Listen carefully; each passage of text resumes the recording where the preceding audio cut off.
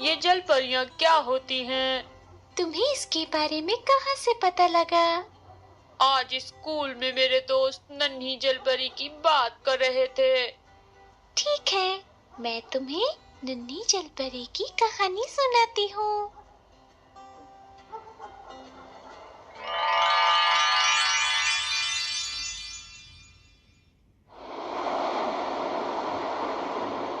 एक समय की बात है,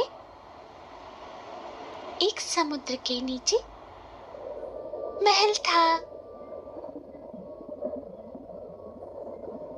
जहाँ एक राजा अपनी 5 बेटियों के साथ रहता था।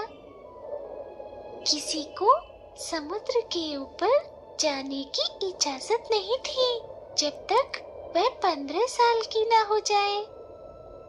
राजा की सबसे छोटी बेटी बहुत सुंदर जलपरी थी।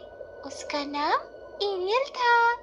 वह समुद्र के ऊपर जाना चाहती थी। आखिरकार एक दिन आया जब वह 15 साल की हुई। वह समुद्र के ऊपर जाती है और बहुत खुश होती है। फिर वह एक जहाज देखती है।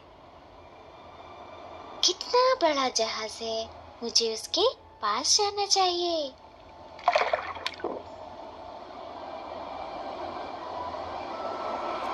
वह जहाज के पास जाती है और देखती है उसमें एक सुंदर राजकुमार बैठा है। तभी अचानक समुद्री तूफान आता है।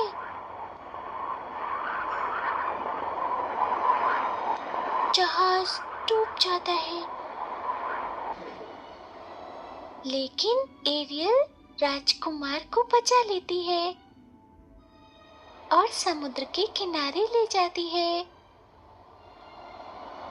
थोड़ी देर बाद राजकुमार होश में आता है।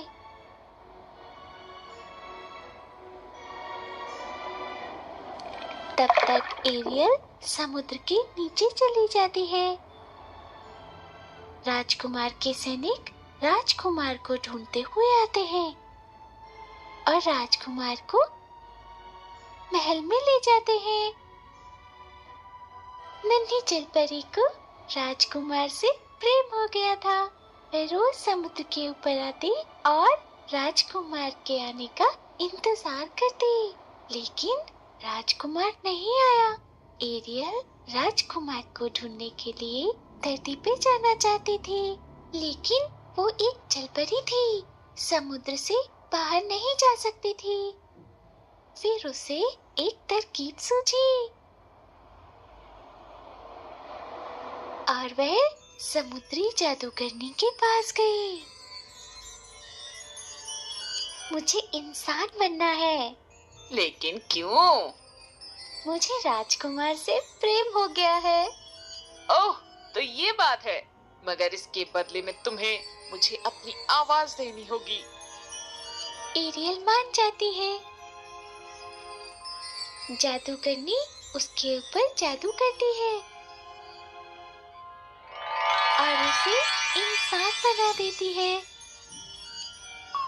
जलपरी बेहोश हो जाती है, लेकिन जब उसे होश आता है तो वह राजकुमार के सामने होती है। राजकुमार उससे पूछता है, तुम कौन हो?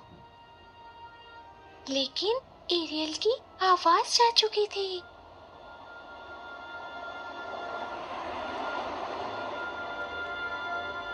राजकुमार अब एरियल को अपने महल में अपने साथ रखता, एक अच्छे दोस्त की तरह।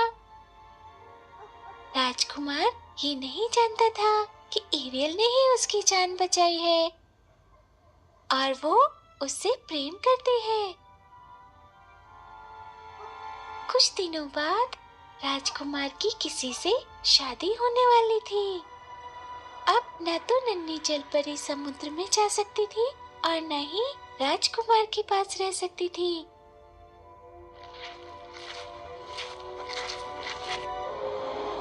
उसने समुद्र में कूदने का फैसला किया।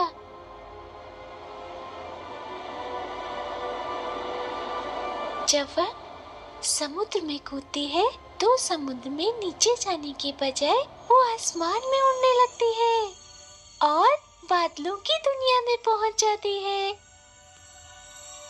बादलों के वासी उसका स्वागत करते हैं।